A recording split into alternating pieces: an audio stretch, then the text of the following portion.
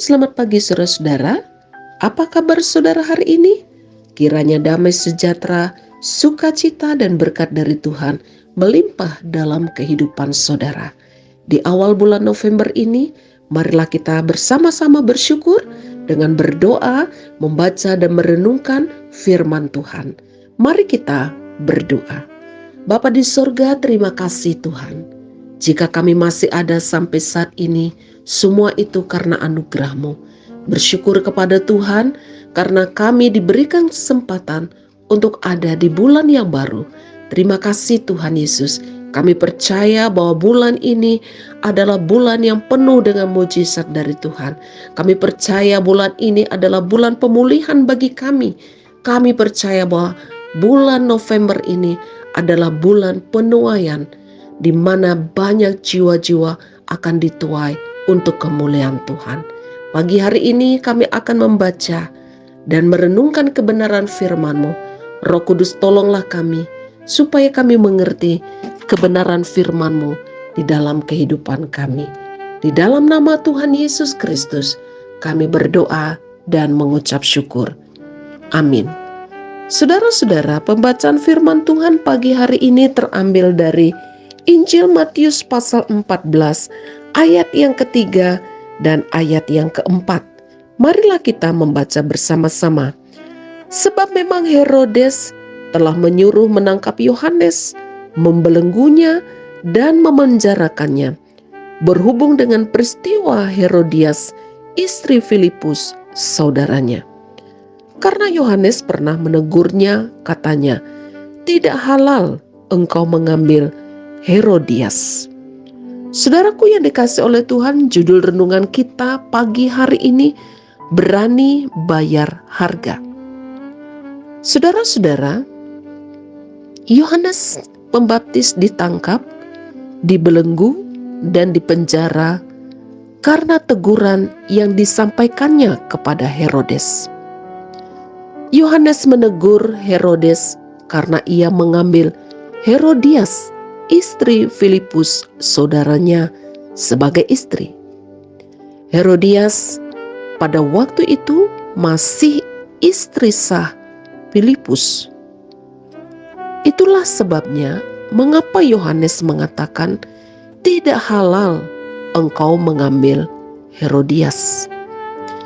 Teguran atau kebenaran yang dinyatakan oleh Yohanes Pembaptis membuat Herodes marah, sehingga Herodes menyuruh menangkap Yohanes Pembaptis dan memenjarakannya.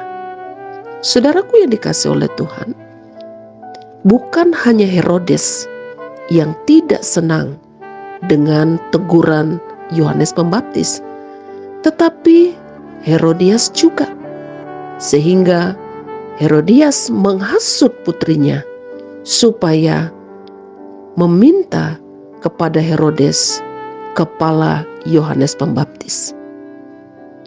Dan pada akhirnya saudara-saudara, karena sebuah kebenaran yang disampaikan oleh Yohanes Pembaptis, Yohanes Pembaptis harus membayar harga yang mahal, yaitu dia harus menemui ajalnya dengan kepala yang dipenggal.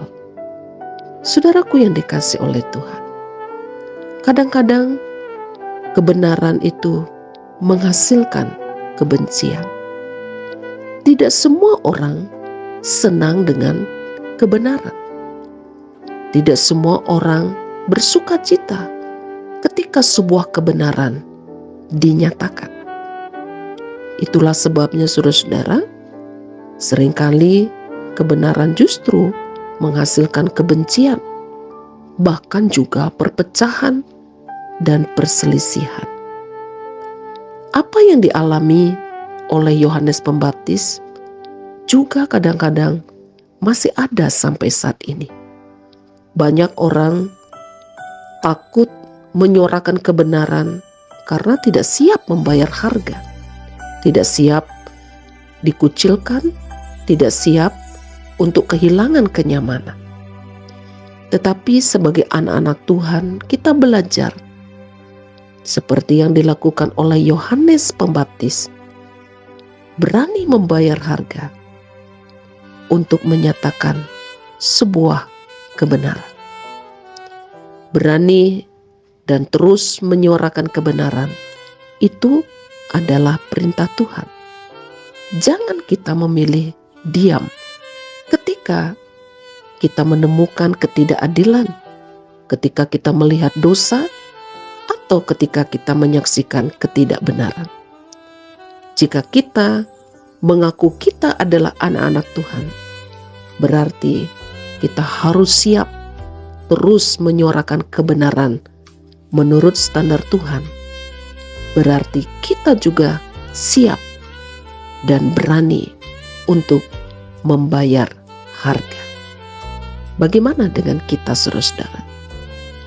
Apakah kita akan tetap menyuarakan kebenaran atau memilih untuk kompromi dengan dosa?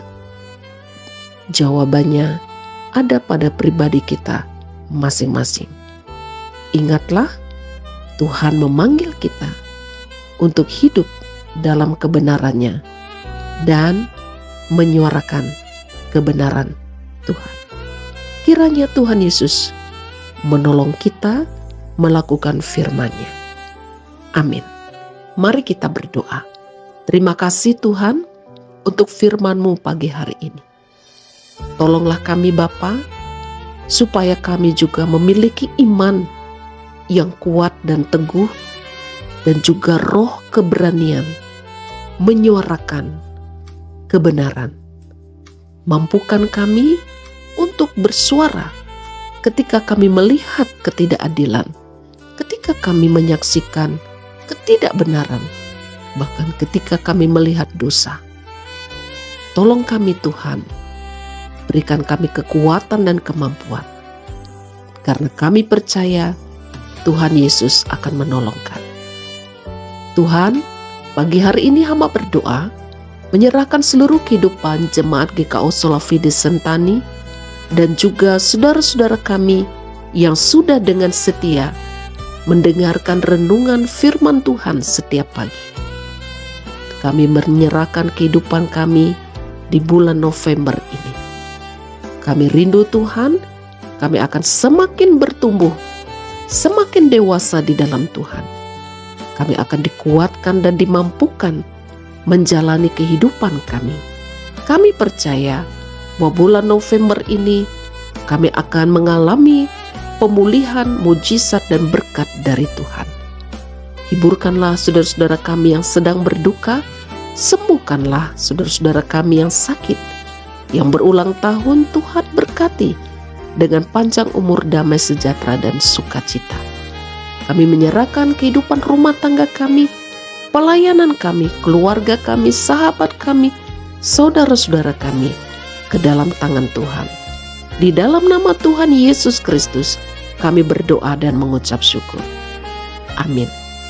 Saudara-saudara, selamat beraktivitas hari ini.